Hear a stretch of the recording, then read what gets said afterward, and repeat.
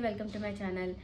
నిన్నటి నామినేషన్స్ లో గొడవలు మాట్లాడుకుంటే కనుక మ్యాక్సిమం ఒక్కొక్కరికి చాలా ప్రొలాంగ్డ్ ఆర్గ్యుమెంట్స్ జరిగాయి, కానీ అవి మ్యాక్సిమం కట్ చేసేస్తారు. మనందరికీ తెలిసిందే. ఎందుకంటే అన్నెసరీగా ఒక్కొక్కరి మధ్య జరిగిన వాదనలే చూపిస్తే అదే ఆల్మోస్ట్ ఒక హాఫ్ అన్ అవర్ అలా అయిపోతుంది. సో షార్ట్గా కట్ చేస్తారు. కాకపోతే ఎక్కువ ఎవరెవరికి వాదన జరిగాయంటే లాంగ్గా చాలా మాటలు ఎక్స్చేంజ్ చేసుకున్నది పవన్ అండ్ హరీష్ గారు. వాళ్ళిద్దరికి చాలాసేపు జరిగింది. ఇంకా మీరు చూసా ఉంటారు ఎపిసోడ్లో, ఆయన ఒక పదం వాడేశారు ఈజీగా, లక్కోరి అని. ఈవెన్ ఐ డోంట్ నో ఏంటి మీనింగ్ అనేది. ఆయన్ని అక్కడ అడుగుతుంటే అదే నార్మల్లో ఏదో పులిహోర లాంటి మాటలు అంతే, అది దాని పెద్ద మాట కాదంటున్నారు. కానీ మరి అలాంటి పదాలు అయితే వాడకూడదు, దట్టు ఆ పర్సన్ అయితే అసలు వాడకూడదు. ఎందుకంటే ఆయన మాటలు జాగ్రత్త, చాలా కరెక్ట్గా ఉండాలి అంటారు కదా. కనీసం మీరు అనాలనే అంటారు, నువ్వు అని కూడా అనకూడదు, అతను అని కూడా అనకూడదు ఆయనకి. మరి అలాంటప్పుడు ఆయన ఇలాంటి పదాలు అయితే అసలు వాడకూడదు. సో వాళ్ళిద్దరి మధ్య వాదన జరిగింది. అది ఎందుకు అంటే రీతు చౌదరి నామినేషన్కి సంబంధించి వాళ్ళిద్దరి మధ్య చాలా ప్రొలాంగ్ డిస్కషన్ జరిగింది. ఇంకొకటి శ్రీజ ఎలాగో వాదన వదలదు ఎప్పటికీ. శ్రీజ, సంజన గారు, పాపం సంజన గారు ముందే డిసైడ్ అయ్యారు, చాలా తెలివిగా షార్ప్గా ఆవిడ డిసైడ్ అయ్యింది ఏంటి అంటే, తనని నామినేట్ చేస్తున్నప్పుడు ఏమన్నా మాట్లాడుతుంది, నన్ను రచ్చగొడతావు అంటుంది. పాప ఆమె తెలుగు రాదు కాబట్టి రచ్చగొట్టడం అంటే రెచ్చగొట్టడం అన్నమాట.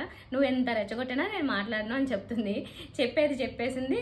మీకు పాయింట్ లేదా అని ఏమన్నా కానీ నువ్వెంత రెచ్చగొట్టినా నేనైతే నీతో గంటలు కూర్చొని నేను ఆర్గ్యుమెంట్ చేయను అని చెప్పేసింది. వాళ్ళిద్దరికి కాసేపు అలా జరిగినా అంటే ప్రొలాంగ్ చేయనని డిసైడ్ అయ్యింది కాబట్టి అప్పటికి అంతసేపు అయింది. లేకపోతే ఇంకెంతసేపు అయ్యేదో ఊహించవచ్చు మనం. సో అది. ఇంకోటి మేజర్గా జరిగింది ఏంటంటే, కొంచెం గొడవలు లాంటివి అయిపోయిన తర్వాత శ్రీజ ఏడ్చేసింది, బాగా ఏడ్చింది. శ్రీజ ఇప్పటి వరకు అంత గట్టిగా మాట్లాడుతూ ఆ నోరేంట్రా నాయన బయటికి పంపించేయండి అని చెప్పి ఆమెని అంతగా తిడుతున్నారు కదా. కాకపోతే నిన్న ఫస్ట్ టైం అరే చిన్నపిల్లరా అన్న ఫీలింగ్ కలిగింది. అయ్యో చిన్నపిల్ల పాప ఏడుస్తుంది, ఎక్కి చాలాసేపు ఏడ్చింది. నామినేషన్స్లోకి వస్తే ఏడుపు వస్తుందన్న సంగతి నాకు ఇప్పుడు అర్థమైంది అనిపించింది. అప్పటి వరకు అందరు గట్టిగానే మాట్లాడుతున్నారు, నామినేషన్స్ పడేసరికి కోపం వస్తుంది ఆబ్వియస్లీ, కానీ ఏడుపు కూడా వచ్చింది శ్రీజాకి, విపరీతంగా ఏడ్చింది. కాకపోతే లక్కీగా సేవ్ అయిపోయింది. ఈ సేవ్ అయిన తర్వాత మళ్ళీ ప్రొసీజర్లో నేను ఎందుకు ఈ షార్ట్గా చెప్తున్నాను, మళ్ళీ లైన్లో వస్తాను. అంటే మేజర్గా జరిగినవి సేవ్ అయిపోయింది, ఓకే. అంటే ఏడుపు అయితే వచ్చింది. అంటే అందరికీ నీకు యునానిమస్గా మేము అందరం కలిసి నిన్ను సెలెక్ట్ చేస్తాం, నీతో ఎవ్వరూ మాట్లాడలేకపోతున్నాం, మాట్లాడాలంటేనే భయపడుతున్నాము, అస్సలు నచ్చట్లేదు అని చెప్పేసరికి హర్టింగ్ ఉంటుంది ఎవరికైనా. కాకపోతే ఆమె అది లెక్క చేయట్లేదు కాబట్టి ఇప్పటి వరకు ప్రతి వాదనలోనూ నేనున్నానని ఖచ్చితంగా అన్నిటికీ వచ్చింది. సో ఫైనల్గా ఇది నామినేషన్ జరిగేసరికి మాత్రం బాగా ఏడుపు వచ్చేసింది, బాగా ఏడ్చింది. ఫస్ట్ ఓదార్చింది ఈమునే, తర్వాత ప్రియ కాసేపు ఇలా ఒక్కొక్కరు ఆమె దగ్గరికి వెళ్ళి మాట్లాడుతున్నారు. సో ఇది ఒకటి జరిగింది. తర్వాత రీతు ఏడ్చింది మళ్ళీ. రీతు ఎందుకు ఏడ్చింది అంటే, అసలు అదొక ఎలా అంటారంటే ఆమెది నిజం ఏడుపు కాదు. శ్రీజ అన్న ఆమెది నిజం ఏడిపే బాధ వచ్చి ఏడ్చింది. ఈమెదంతా అసలు వెరైటీ ఏడుపు, ప్రతిదానికి ఏడుస్తుంది, అస్తమానం ఏడుస్తుంది. కానీ ఆ ఏడుపులో ఏమి పెద్ద అయ్యో పాపం అని జాలి కలిగేలాంటి ఏడుపు అయితే అస్సలు కనపట్లేదు. ఇక్కడ ఏం చేసిందంటే, డెమాన్ పవన్ ఒకరిని సేవ్ చేయొచ్చు అంటే శ్రీజాని సేవ్ చేశాడు, తినని సేవ్ చేయలేదు. తినని ఎందుకు సేవ్ చేయలేదు అంటే రీజన్స్ ఏవో చెప్తుంటే అసలు నిజానికి అక్కడ వాదన అయింది. హరీష్ గారితో ఆ లక్కోరి పంచాయతీలు నివి అని తిట్టించుకుంది, అన్ని కారణాలు ఈమె వల్లనే. సో ఈమెని నామినేట్ చేయడంలో దాని నుంచి సేవ్ చేయలేదు అని చెప్పేసి, నన్ను ఎందుకు సేవ్ చేయలేదు, నీ వల్లే కదా నన్ను నామినేట్ చేశారు, నీ కారణంగా అంటే చెప్తా క్లియర్గా. డెమాన్ పవన్ని తను ఉద్దేశపూర్వకంగానే క్యాప్టెన్ చేసింది అన్న కారణంతో, గేమ్ సంచాలకుగా తను కరెక్ట్గా నిర్వహించలేదు అన్న కారణంతో తనని నామినేట్ చేశారు. అంటే ఇప్పుడు నామినేషన్ అయింది పవన్ రీజన్గా అయింది. సో పవన్ తినని సేవ్ చేయాలని తిను కోరుకుంటుంది. శ్రీజాన్ నామినేట్ సేవ్ చేసినందుకు ప్రాబ్లం లేదంట, కానీ తినని సేవ్ చేయనందుకు ప్రాబ్లం ఉంది అంటుంది. ఇప్పుడు తనకి ఒకరిని ఛాన్స్ ఉన్నప్పుడు ఎవరిని చేస్తాడు, మేజర్గా ఎవరి రీజన్ ఉంది అని చేశాను అన్నట్లు చెప్తున్నాడు. సో నీకు నా దాంట్లో రీజన్స్ కనిపించలేదు, తన దాంట్లో అయితే రీజన్ కనిపించిందా అని చెప్పి కాసేపు వాదించింది. అంటే నామినేషన్స్ అంతా అయిపోయిన తర్వాత ఈ రీతు కాసేపు పవన్తో ఈ చర్చలంతా జరిగాయి, ఈ ఏడుపులు అయిపోయింది కదా. పవన్ దగ్గర అదంతా ఒక హై డ్రామా జరిగింది, అయిపోయింది. మళ్ళీ కళ్యాణ్ దగ్గర అబ్బో అది ఇంకో ఎపిసోడ్, అది ఎపిసోడ్లో చూపించారు. నాకు తెలిసి మెయిన్ ఎపిసోడ్లో, అంటే నేను లైవ్ కూడా చూసాను కాబట్టి, లైవ్లో అయితే పవన్ దగ్గర ఏడ్చింది, పవన్తో ఏడుస్తూ మాట్లాడుతుంది చాలాసేపు. బయట వర్షం పడుతుంటే గొడుగు వేసుకుని ఇద్దరు చాలాసేపు డిస్కషన్ చేసుకున్నారు. లోపలికి రా అంటే రానంది, అక్కడే కూర్చొని మాట్లాడుతుంది నిలబడి. తర్వాత మళ్ళీ కళ్యాణ్ దగ్గర, వీళ్ళిద్దరి దగ్గర ఎందుకు ఏడుస్తుంది, ఇద్దరి దగ్గర సేమ్ అదే ఎందుకు ప్లే చేస్తుంది తెలియట్లేదు. కాకపోతే కొంచెం ఎక్కువ సైడ్ పవన్తోనే ఉంటుంది. కళ్యాణ్ ఏమో అసలు చాలా ఎక్కువ ఫీల్ అయిపోతున్నాడు పాపం. ఆమె నిజం ఏడుస్తుందో లేదో తెలియకుండా ఎక్కువ ఓదార్చేస్తున్నాడు అనవసరంగా. తర్వాత తెలుస్తుంది తనకి ఆ విషయము, ఎందుకు అనవసరంగా వాదించినట్లున్నా. నేనే ఫూల్ అయ్యానని తెలుసుకుంటాడు బయటకు వచ్చిన తర్వాత. సో ఎక్కువ ఏంటో ఎక్కెక్కి చిన్నపిల్ల ఏడ్చినట్లుగా అని ఏదో మాట్లాడుతూ ఏడుస్తుంది. అసలు చాలా చిరాగ్గా ఉంది చూడడానికి. అయితే నాకు చాలా చండాలంగా అనిపించింది. ఆమె ఏంటి, ఆమె వయసు ఏంటి, ఎందుకని అలా ఏడవలసిన అవసరం ఉంది? ఇప్పుడు తను అక్కడికి వెళ్ళిన తర్వాతే పరిచయం కదా. పవన్ అన్నా బయట పరిచయం, కానీ ఓన్లీ కళ్యాణ్ అయితే హౌస్లోకి వెళ్ళిన తర్వాతే పరిచయం. తన దగ్గర ఎందుకు అంత ముద్దుగా గారాభంగా ఏడవలసి వచ్చిందో నాకైతే అర్థం కాలే. సో అది ఫస్ట్ నామినేషన్ స్టార్ట్ అయిన దగ్గర విషయం చెప్తే, వాళ్ళు అందరూ కలిసి, అంటే టెనెంట్స్ అందరూ ఇప్పుడు కామనర్స్ అందరూ ఇప్పుడు టెనెంట్స్గా ఉన్నారు కదా, వీళ్ళందరూ కలిసి ఓనర్స్ నుంచి సెలెక్ట్ చేయాల్సి వస్తే వాళ్ళు పేర్లు చెప్పినప్పుడు ఐ అగ్రీ అనుకుంటూ ఆల్మోస్ట్ అందరూ సేమ్ ఓకే చెప్పుకున్నారు. ఓకే చెప్పుకున్న తర్వాత మళ్ళీ ఆపోజిట్లో వీళ్ళలో వాళ్ళే చేసుకోవాలి అన్న దగ్గర నుంచి పంచాయతీ మొదలైంది. అక్కడ వాదనలు మొదలైపోయాయి. అక్కడే ఈ పవన్కి అండ్ ప్రియాకి హరీష్ గారికి కూడా చాలాసేపు జరిగింది. మనకి చాలా షార్ట్గా కట్ చేసి చూపించారు. ప్రియా అండ్ హరీష్ గారు కూడా చాలా ఎక్కువగానే వాదించుకున్నారు, కానీ ప్రియా ఎందుకు కొంచెం టోన్ డౌన్ చేసింది. తను ఎందుకని కాంప్రమైజ్ అయిందో, ఎందుకులే ఇంతో గొడవ అనుకుందో తెలియదు, కానీ కొంచెం తగ్గింది. తనకున్న మేజర్ మైనస్ పాయింట్స్ ఏంటంటే, ఎవ్వరి నుంచి వచ్చేవన్నా తను ఫుడ్ మానిటర్గా ఉంది. కానీ హరీష్ గారు చెప్పిన ఒక పాయింట్ నాకు బాగా అనిపించింది. ఏంటంటే, మీరు కిచెన్ మానిటర్ ఫుడ్ మానిటర్ కాదు.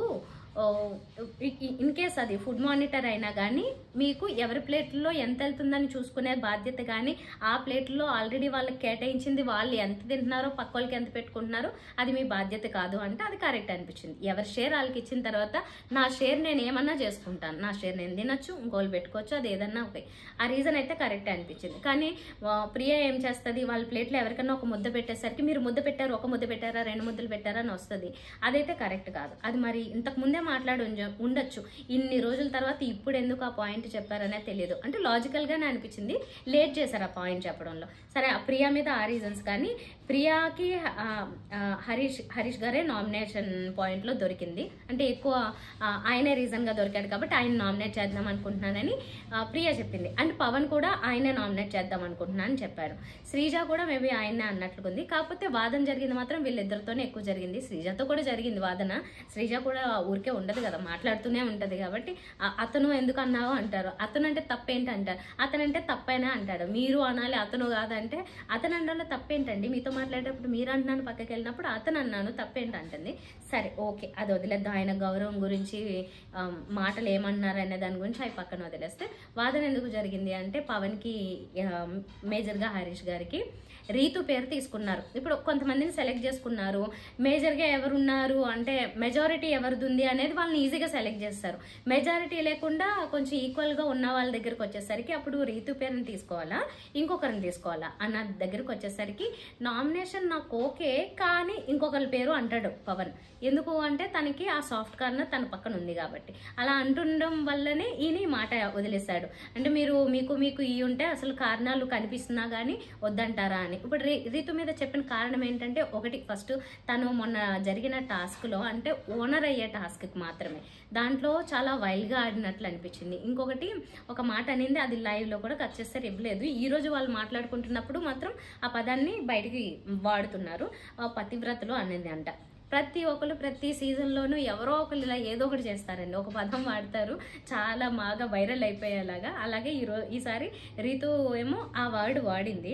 ఆ వర్డ్ వాడడం తప్పు, హరీష్ గారు ఏమో అది వాడడం తప్పు, అండ్ సంజన గారేమో గాజులు తొడుక్కున్నా అని చెప్పేసి అనడం కూడా ఆడవాళ్ళని తక్కువ చేసే ఉద్దేశంతో ఒక ఆడ వ్యక్తి అనడం అది కూడా తప్పే, సుమన్ గారితో అన్నది.